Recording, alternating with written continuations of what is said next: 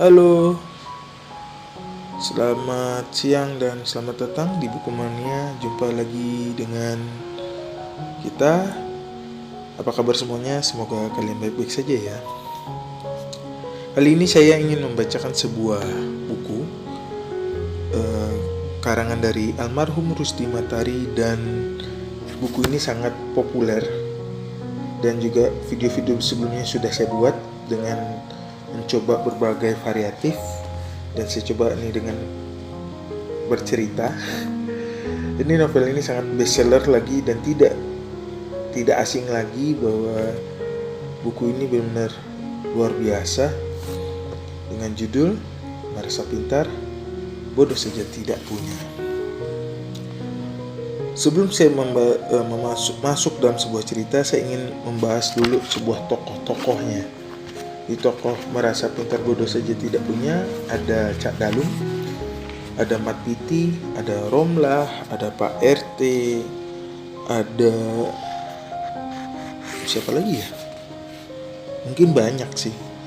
Tapi yang sangat di tokoh ini ada Pak Lurah, ada Cak Dullah juga, dan sebenarnya di sini lebih ke konteks tokohnya itu Cak Dalum dengan Mat Piti. Cak Dalum adalah seorang dianggap gila, tapi dia tidak gila. Karena gila itu bisa dikatakan sakit jiwa, tapi Cak Dalum dikatakan gila dikarenakan berbeda pandangan atau berbeda pemikiran dari kebanyakan orang-orang umum di masyarakat masyarakat yang ia tempati. Nah, Mat Piti ini adalah orang yang ingin belajar tentunya, dan dia orang kaya yang sangat-sangat dermawan. Ketika Cak Dalum selalu memberikan sebuah celutukan khususnya di dalam ilmu spiritual, Mat Piti sangat penasaran, maka dia selalu menanyakan sebuah solusi atau jawaban dari permasalahan yang ia temukan. Dan Romlah di sini adalah anak dari Mat Piti. Dia sangat cantik dan sangat dikagumi sekali oleh Cak Dalum. Cak Dullah adalah merupakan teman dari Cak Dalum di masa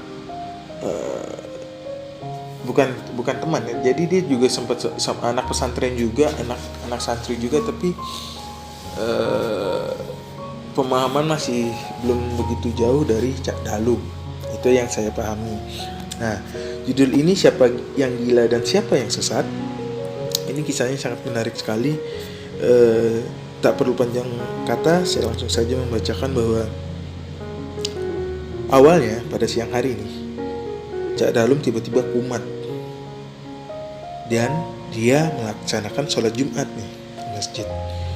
Duduk di barisan di depan, di antara lelaki yang telah diisi oleh Pak Lurah, Kiai, Ustadz, orang-orang kaya, dan tentu saja Mat Piti. Cak Dalum duduk di bagian tengah, persis di belakang imam. Di sampingnya ada Pak Lurah, di sebelah kirinya ada Mat Piti. Setelah sholat, Cak Dalum langsung mengangkat tangannya sembari baca doa dengan suara keras, seakan matanya melirik Pak Lurah. Bayangin, baca doa, matanya lirik ke Pak Lurah. Dan Mat Piti yang ada duduk di kiri kanan. Ya Allah, jauhkanlah aku dari segala penyakit hati, dengki, iri, hasut, gibah, riya, cinta dunia, senang jadi pemuka, dan senang jadi pesohor. Apa yang terjadi dari doa tersebut? Bagaimana responnya dari Mat Piti dan Pak Lurah? Dan Cak Dalum itu doanya berkali-kali dengan bahasa Arab yang sangat fasih.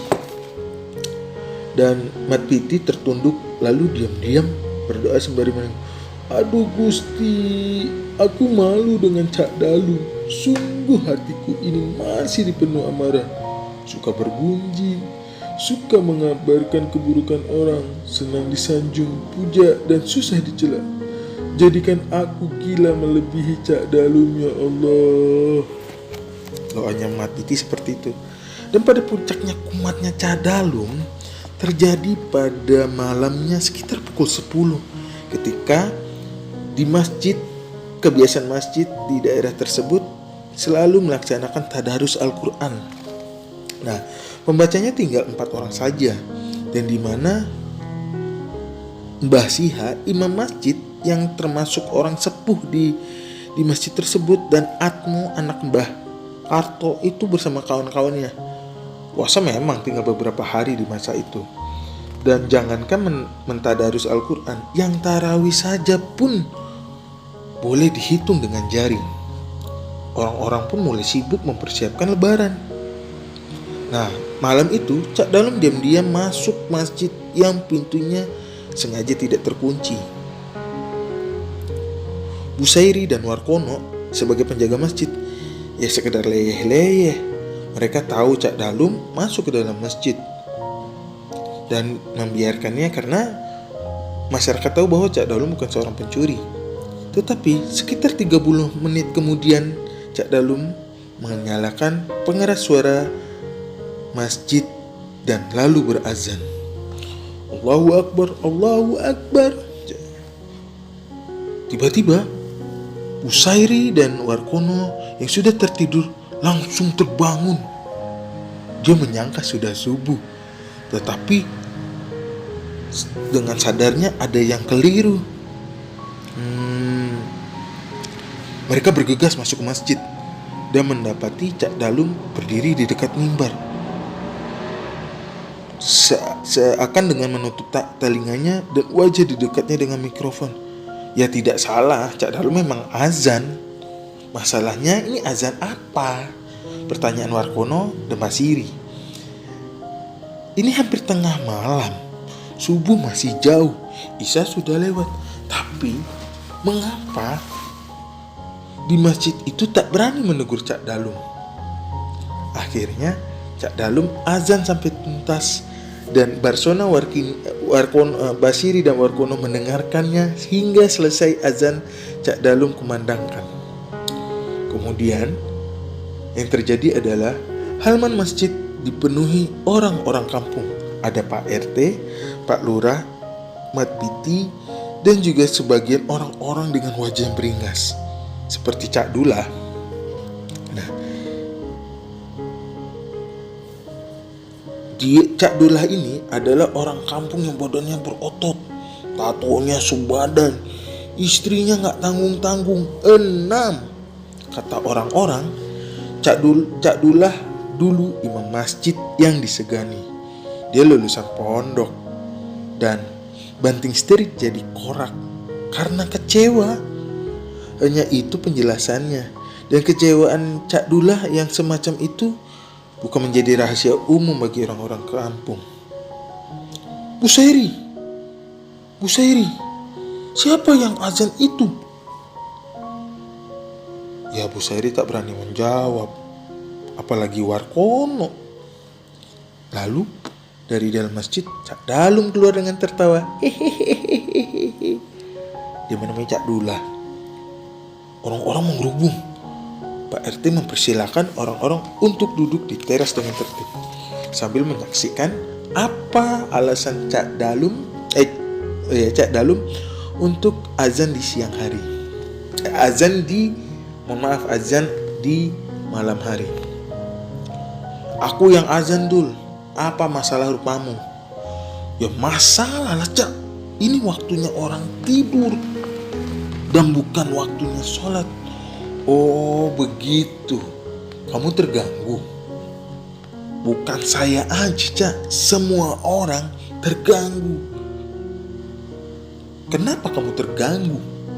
Di mana-mana azan itu ada waktunya Cak. Ini Isya enggak, subuh belum, sampean azan.